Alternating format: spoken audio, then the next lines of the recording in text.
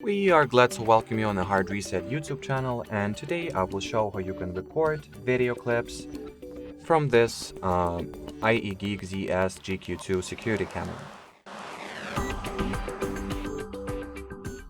So first you will need to open the ieGeek Cam app, then find your camera, open its live stream.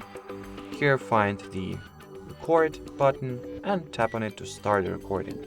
As you can tell by this rec icon, the recording is being underway. It's underway now, I mean.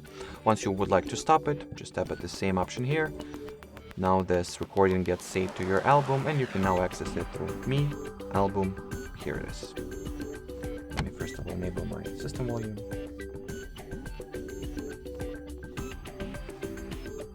So that will be it for this video. Thanks for watching and bye bye.